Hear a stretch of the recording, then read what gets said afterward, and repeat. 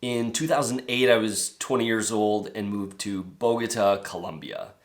Now, if you've ever seen the show Narcos, you could probably imagine my parents' concern with that decision, especially where my dad was a police officer. But nonetheless, I packed up my things and went, but I didn't go alone. I went with these two brothers that I met when I was in Ottawa. They were there to learn English, and they said, just come and live with my family, and we've got a great place. Our father is an engineer, and there's about 7 levels of society there. So they were in about 5, 7 being like politicians and drug lords, very like extreme wealth, kind of like what you'd see on Narcos, and all the way down to living in cardboard boxes. And they were living in about a level 5. So we had a maid, and we had security all the time, like armed security guards, and it was such a culture shock and amazing. But one of the major reasons that I went there was to learn Spanish, and no one would speak Spanish with me. Everyone, as soon as they would see this face, would go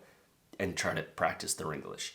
And so I said, I'm going to move out on my own, and the family didn't want that, with the concerns of it's still Colombia, and it's still 2008 at this point. So the FARC are still around. There are other terrorist groups, and yeah, kind of a sketchy place. But I was 20.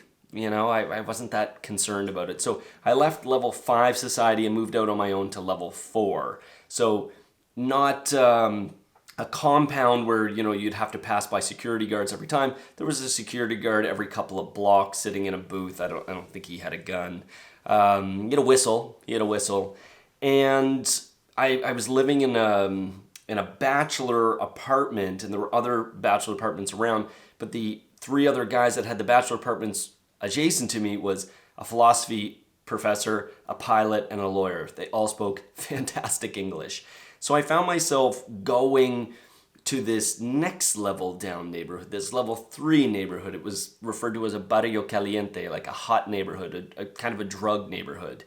And very working class, whatever. And I would go there because the food was cheaper, and you just felt immersed in the culture, and they had these little video game stores where there would be a room full of like TVs, and you could rent a TV with a video game system and a pirated game for an hour for like 20 cents. So on my time off, when I wasn't teaching, I was in this little video game shop in this neighborhood.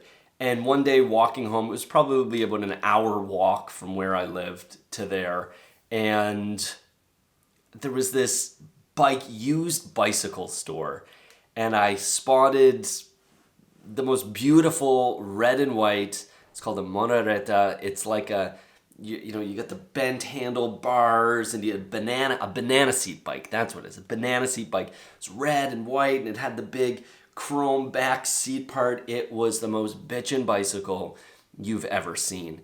And I got it for like $40. It was probably like $10.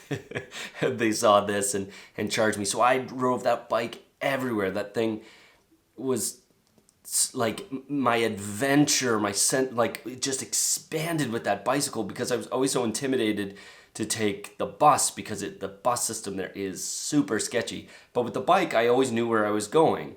And so one day I drove back into that level 3 neighborhood. It was called Rio Negro, so Black River. And they don't call a nice neighborhood Black River.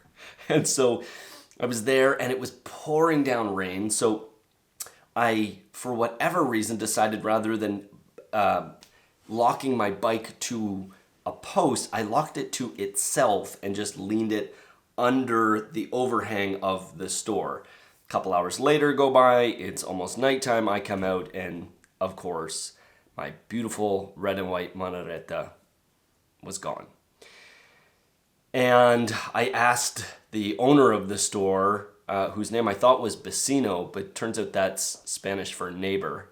And so he thought it was a little strange when I was calling him Vecino, because I clearly wasn't from that neighborhood. And I asked him where it went. Did he see the guy? And he said, yeah, I saw the guy take it. Like, basically, what the hell were you thinking? And at this point, my Spanish is very broken. And I said, do you think you could point him out if I came back tomorrow? He understood what I meant, but I'm sure it was very far from what I said. And he said, yeah, come back and we'll try to find it. But like, that's a bad idea, you know? And I went home and I told the other, guys inhabiting the other bachelor pads what happened. And they're like, whoa, there goes your bike. Like, that's a shame. It was a cool bike, but like, it's gone. And I had this sense of pride and this sense of, that was my bike. You don't like, I'm from Nova Scotia, Canada, where we don't lock our doors. Like, I live in the city and my car keys are in my car. I have never locked my front door. And it just didn't sit well with me that someone would take my bike. And if the owner of the shop saw and knew who the guy was, at least to see him, why not try?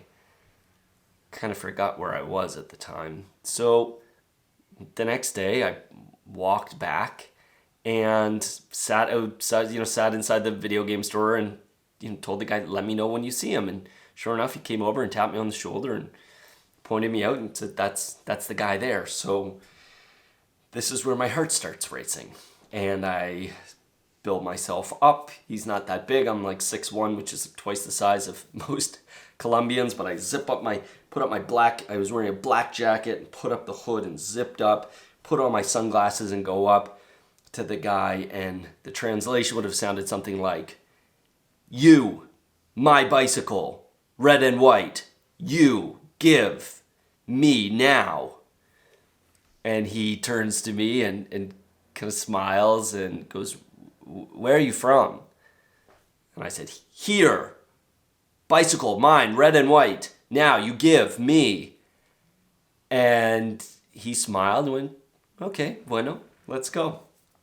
And we start walking deeper into the ghetto.